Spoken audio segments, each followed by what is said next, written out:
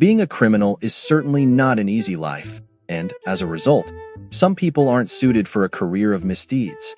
Most people avoid it because they have a strong moral compass, while others are drawn to or forced into this lifestyle, but are simply too stupid to pull off illegal acts successfully.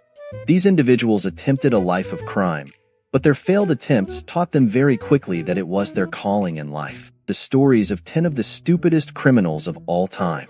On a sunny day in March, a 17-year-old boy in Omaha decided to stick a gun in the face of a woman who was taking her son to school, demanding that she give him her car. She, of course, obliged, and the boy was about to take off when he realized the car had a manual transmission, which he was unable to drive. He tried to fumble around with the controls, but after moving the car only a matter of yards in a few minutes, he decided to bolt on foot, but was eventually caught by authorities. Planning is hugely important when trying to pull off a crime, and it is essential to the success of the act that every detail be well thought through in advance. But Derek Mosley didn't place very high importance on these things before he decided to rob a gun store, armed with only a baseball bat. Seeing as it was a gun shop, the manager pulled a gun on the would-be robber and kept him in the crosshairs until authorities arrived. These men were behind likely the worst and least thought-out disguises in the history of crime. When committing their misdeed, they didn't use the masks, hoods, or balaclavas typical of most criminals, but instead chose to draw on their faces with permanent marker. Permanent marker is, as the name suggests, notoriously hard to remove, which left the men extremely easy to identify when the police were looking for the culprits. Breaking into homes can be tiring work, but most criminals are smart enough to wait until they get home before taking a nap. In 2007, Smith, who was high on Valium and drunk on vodka, decided to break into a home and, since he was likely feeling the effects of the drugs and alcohol he had consumed, curl up for a nap in the homeowner's bed. He was woken up by the local police and sentenced to 18 months.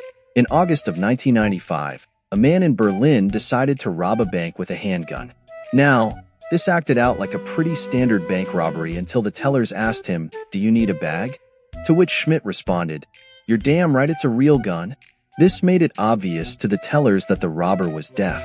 With this new realization, they sounded the alarm which notified the police, while Schmidt was none the wiser. In a funny twist, Schmidt later sued the bank for apparently abusing his disability. While attempting to break into and rob his own mother's home during broad daylight, James Blankenship got spooked and went to hide in the crawl space.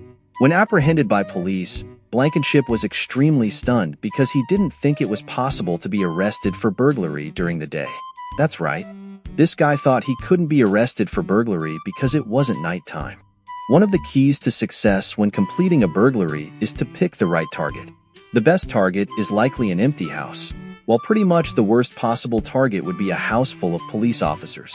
Well, the latter is exactly what Darren Kimpton decided to choose.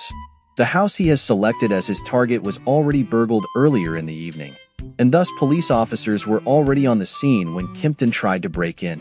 Also, Kimpton tried to rob a separate house earlier in the day, but cut himself and fled. However, he left a trail of blood at the scene and could therefore be identified in that crime too. In 2008, an 18-year-old man named Ruben Zarate attempted to rob a muffler shop in Chicago. After demanding money, he was told that most of the cash was stored in a safe that could only be opened by the manager, who wasn't scheduled to come in until a few hours later. To have himself some trouble, Zarate left his cell phone number for the store to call him back once the manager arrived. Of course, the store first called the police and then called Zarate back. When he came back and noticed the police were waiting for him, he engaged in a brief shootout with the cops before eventually being arrested. In 2010, Bailey and an unnamed juvenile accomplice decided to rob a bank in Fairfield, Connecticut. But in an attempt to speed up the process of the crime, Bailey called the bank in advance to let them know that they were coming to rob it. His obvious intent was to give the bank plenty of time to get the money ready, so he could just pick it up and leave quickly. Of course, the bank decided to call the authorities and notify them of the robber's arrival, and the two men were arrested by police without incident. The stupidest criminal out has got to be Dennis Hawkins, a 48-year-old man who tried to rob a bank in Pittsburgh. Hawkins clearly didn't get the memo about needing a good disguise that can quickly blend into the crowd after the crime, as he chose a woman's blonde wig, fake breasts, and bright clown pants.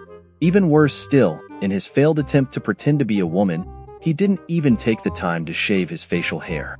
As if the man wasn't noticeable enough, he drew even more attention to himself when he tried to steal a car from a nearby gas station, where the attendant then called the police, who apprehended Hawkins soon after.